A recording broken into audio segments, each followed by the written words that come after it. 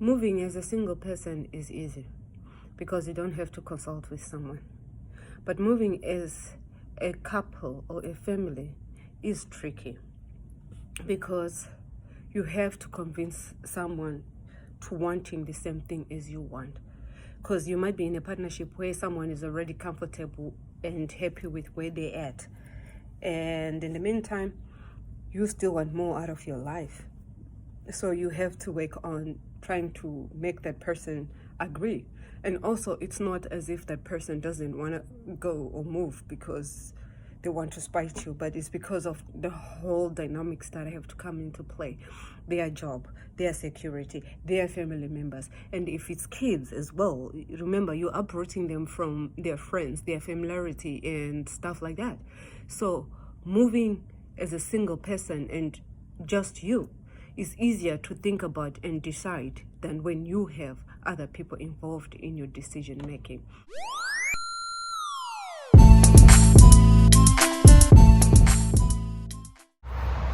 Welcome back to the nomadic planet mamas and all of you out there. Yeah, this hair's got a mind of its own, and why it's not following the rest, I don't know. Anyways, yeah, welcome back. And to all of you who are new, welcome to the planet. And to my ardent supporters, thank you very much. I really appreciate it. And I know that there's some noises now. It's because I'm outside. As per usual, do not forget all the shebangs, like, comment, share, and subscribe. And please do not forget to hit the notification button, all this down below. Yeah, I have to do this one this way as a voiceover because apparently I lowered my voice so much that the sounds around me were overpowering my voice. Anyways, this video is about a question that I was asked by someone who was thinking of moving to Sweden. Literally, she wanted to know how it would be if she moved to Sweden, what things she can expect. And of course, I did my best, and in my best it was, I must emphasize, from my own point of view. So if you disagree, it's cool. For those of you who agree, please do not forget to add on down below and correct me in some situations, okay? I will go on and assume we've agreed that it's not easy to make a move. So how else can you do that well informed but to ask someone who's been there? And on this clip, look out for me hitchhiking on a bike. So when we were sitting there and chatting about this, there was someone at the table where we had taken up residence. There was someone at the table where we were sitting who was also a nomadic, just like us. So she was listening into the conversation.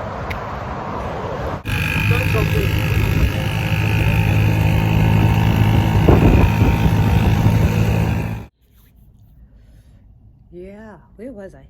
Oh, yeah, it's supposed to be in summer, right? But look at us. Anyways, where was I? Yeah, and so it's the talk we were having actually influenced the lady who was sharing the table with us to go on and say, I'm sorry. Excuse me. I couldn't help it, but the topic you're on is very relevant, and I hope you are talking about it on your platform.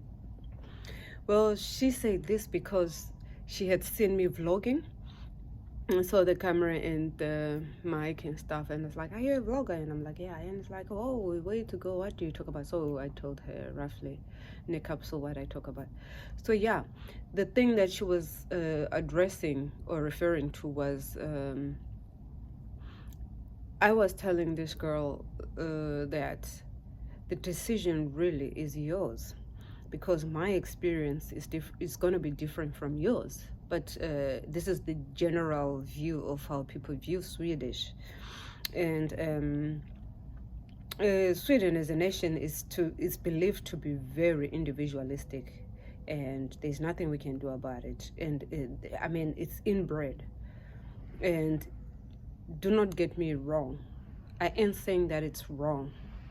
It is what it is, and that's how they are. And there's nothing wrong with that.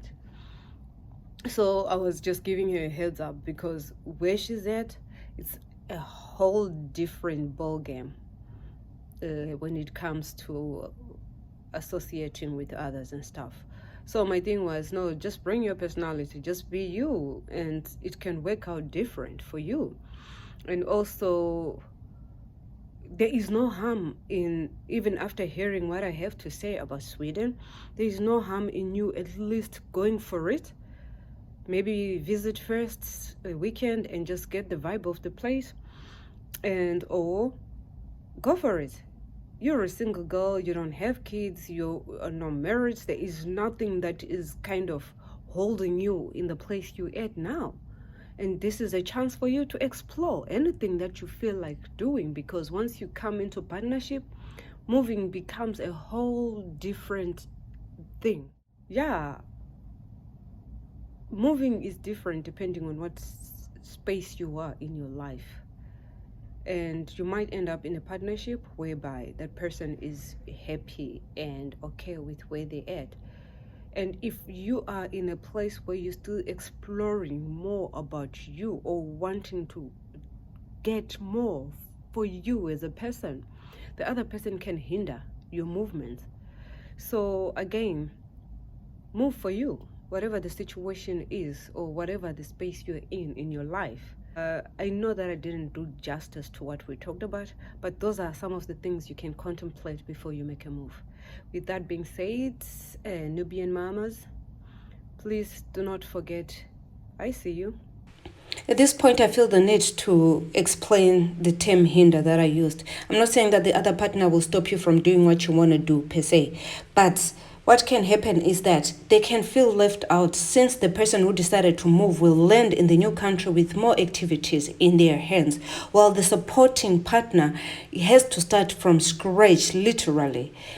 And the other thing I thought of was maybe you, the mover, still wants more to do with your life, whereas the other partner is already settled and comfortable. Don't get me wrong, there's nothing wrong with that. But if you are a go-getter and an adventurous person, please remember, do it for you. Good, I remember this before I posted. The other thing I was mentioning to this to this young lady, was the fact that sometimes when you're in a partnership, you end up moving because you want to make your partner happy. And eventually you might end up hating each other. Even if it's vice versa, eventually you might end up hating each other, because the reason why the other person is moving could be a different reason for the other partner.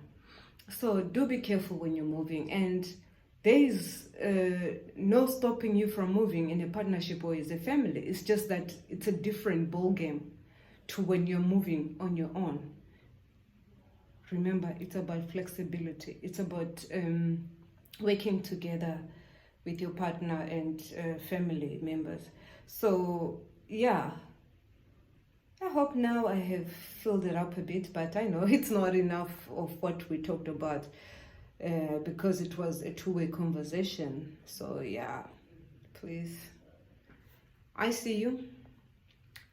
Question is, do you see me? Because if you do and you need help, just call out.